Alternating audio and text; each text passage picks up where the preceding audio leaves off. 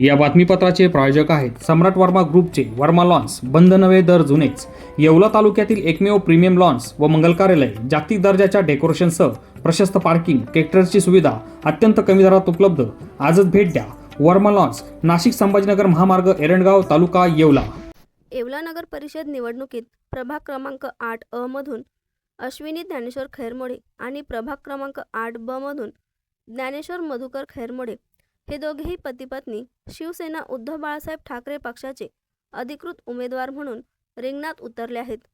निवडणूक प्रचाराला वेग येत असताना खैरमोडे पती पत्नी मतदार राज्याशी थेट संवाद साधण्यासाठी आपली सविस्तर मुलाखत प्रसिद्ध केली असून त्यामध्ये प्रभागातील मूलभूत सुविधांचा विकास, नागरिकांच्या समस्या प्राधान्याने सोडवणे आणि पारदर्शक कारभाराची भूमिका त्यांनी स्पष्ट केली।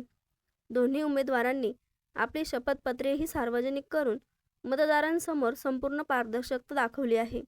स्वच्छ, सुंदर व सुरक्षित येवला हीच आमची संकल्पना घेऊन प्रभाग 8 मधून ज्ञानेश्वर खैरमोडे व अश्विनी खैरमोडे हे दोघेही पती पत्नी ठाकरे गटाकडून उमेदवारी करत असल्याने निवडणूक अधिक रंगतदार होण्याची चिन्हे दिसत आहेत। नमस्कार, मी ज्ञानेश्वर मधुकर खैरमोडे, प्रभाग क्रमांक 8 सर्वसाधारण या गटातून उमेदवारी करतोय। शिवसेना उद्धव बाळासाहेब ठाकरे या पक्षाच्या वतीने मी अधिकृत उमेदवार असून माझे मुद्दे आणि विजन हे स्पष्ट आहेत आणि त्यावर मी काम करत आहे। नमस्कार, मी सौ अश्विनी ज्ञानेश्वर खैरमोडे।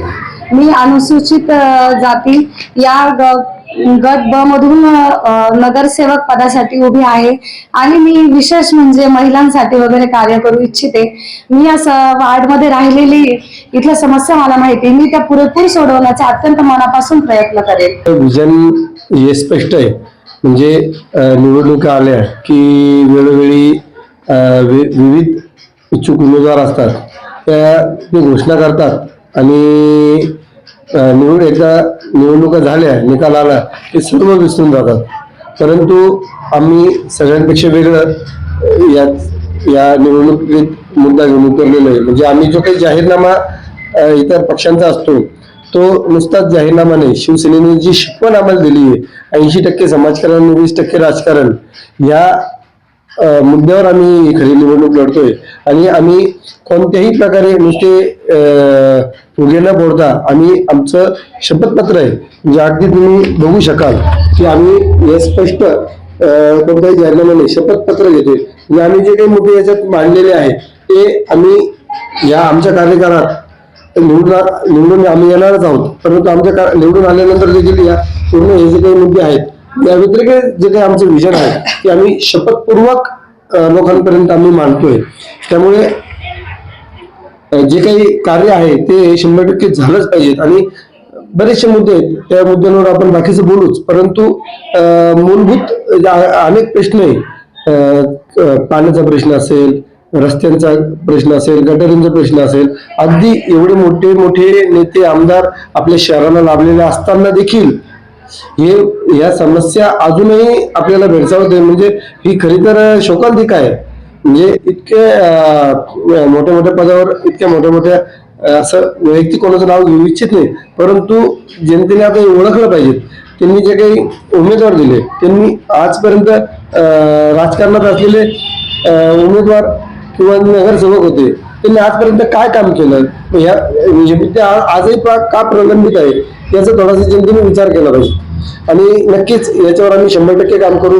अनेक मुद्दे आहेत, आपण त्याच्यावर बोलूच, परंतु मी आपल्या माध्यमातून मी जनतेला विनंती करेल की बाबा आजही इतर पक्षांच्या जाहीरनाम्यात पाण्याचा प्रश्न येतो, पाण्याचा विषय येतो, रस्त्यांचा विषय येतो, तुमच्या लाईटीचा विषय येतो, म्हणजे आजही तेच प्रश्न मागील अनेक वर्षापासून आपण हे सगळे प्रश्नांचे निराकरण करत आहात। अनेक वर्षापासून हे सगळे पक्षाचे मोठे मोठे नेते राजकारणात आहे, मग आजपर्यंत हे प्रश्न का सुटलेले याचा जनतेने विचार करावा। आणि आमच्या पती पत्नीला आमचं जे विजन आम्ही आता मांडतच आहोत ते विजन आपण समजून घ्यावं, आमचं शपथपत्र काय हे समजून घ्यावं आणि आम्हाला प्रचंड मतांनी विजय करावं, असंच मी आपल्या माध्यमातून मी सर्वांना आवाहन करेन।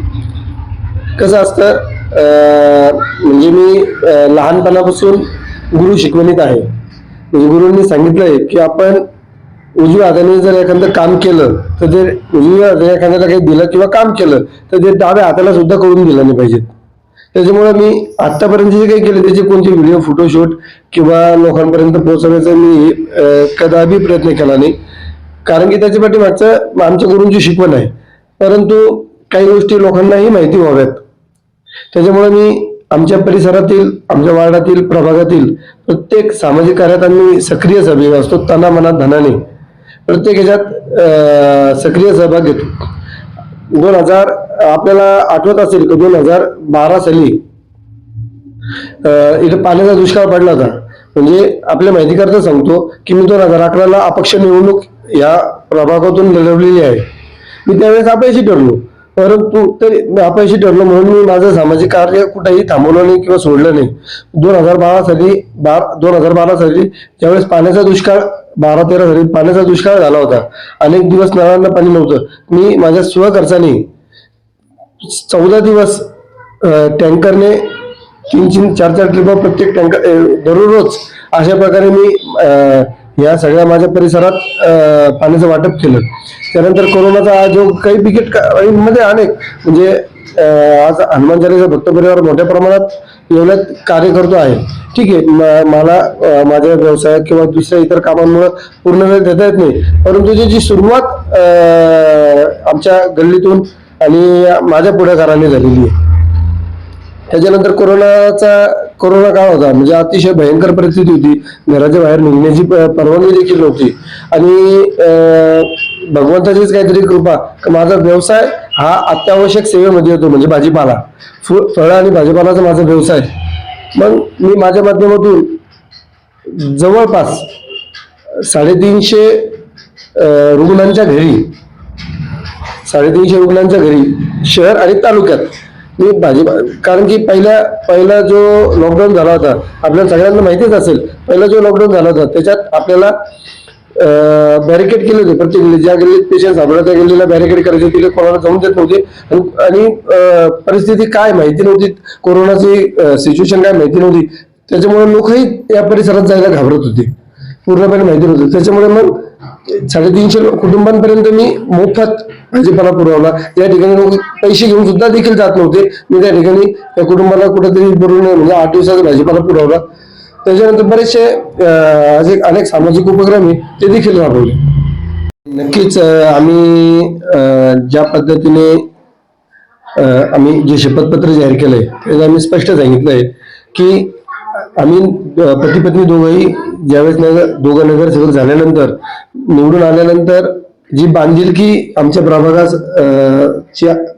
प्रभागासोबत असेल ती बांधिलकी आम्ही नियमित ठेवू.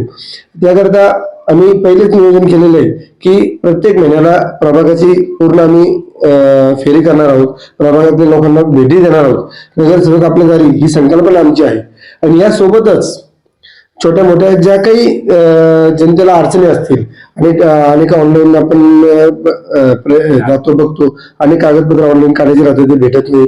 पण त्यासाठी त्याच्यात सचिटी कशी किंवा ते लवकरात लवकर लोकांना त्या सेवा कशा उपलब्ध होतील, जन्म मृत्यूचे दाखले असतील, रेशन कार्डच्या संदर्भात काही विषय असेल, म्हणजे अनेक लोकांना त्याचे पुरेसं ज्ञान नसल्यामुळे ते खूप वेळ लागतो आणि त्याच्यामुळे त्यांच्या ज्या काही अडचणी असतात ते अजून जास्त निर्माण होत आहे. त्याच्यामुळे ह्या सगळ्या अडचणी सोडवण्याचा आमचा 100% प्रयत्न असेल. आणि नगरसेवक आपल्या दारी ही संकल्पना कदाचित एवढ्यात आमची पहिलीच असेल आणि ही संकल्पना आम्ही पूर्ण करू अशी आम्ही शपथ घेतो.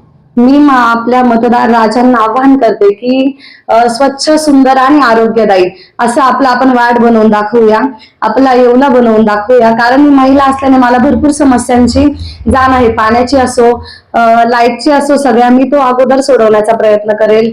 ज्येष्ठ नागरिकांसाठी विरंगुळा केंद्र असेल, लहान मुलांसाठी खेळण्यासाठी मैदान असेल, महिलांना आपल्या येवले शहरामध्ये फक्त पैठणी एवढाच एक व्यवसाय आहे, पण त्याबद्दल छोटे लघु उद्योग बचत गटाच्या माध्यमातून कसे आणता येईल याचंही आपण नियोजन करू. मी सर्वांना विनंती करते की आपले एकदम मौल्यवान आशीर्वाद मतस्वरूपात आम्हाला लाभावे आणि आमच्या पारडामध्ये तुम्ही नक्कीच विजयाचं पारडं आमचं जड कराल अशी मला खात्री आहे. मी नक्कीच पूर्ण प्रयत्न करेल तुमची सेवा करण्याचा, तुमच्या समस्या जाणून घेण्याचा. आम्हाला एक संधी द्या.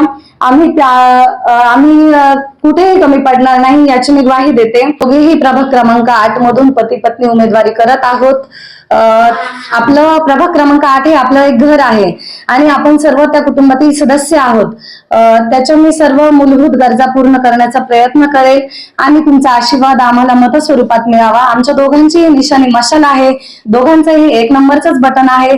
तशीच आम्हाला 1 नंबरचीच पसंती असू द्या, तसेच आशीर्वाद द्या ही सर्वांना मी नम्र विनंती करते. आणि आम्ही निवडून आल्यानंतर केवळ नगरसेवकच नव्हे तर आपल्या कुटुंबातील सदस्य म्हणून आपल्या सगळ्या समस्यांची जाण ठेवून आपल्या अडचणी सोडवण्याचा प्रयत्न करेल. आणि शहर जे काही मूलभूत, जसं माझ्या पत्नीने सांगितलं तर मूलभूत गरजांवर आम्ही फोकस करून त्या सोयीस्कर कशा होतील यावरच आम्ही काम करू. आणि आमचं शपथपत्राचं पहिलं स्लोगन आहे स्वच्छ, सुंदर आणि सुरक्षित येवला शहर. तर त्याच्यावर आम्ही काम करू. नक्कीच मतदारांनी आमचं शपथपत्र एकदा पुन्हा वाचावं आणि प्रचंड मतांनी मशाल या निशाणी समोरील बटन दाबून प्रचंड मतांनी आम्हाला विजय करावं एवढं समाजाची नम्र विनंती करतो. स्वच्छ, सुंदर आणि सुरक्षित येवला हीच आमची संकल्पना.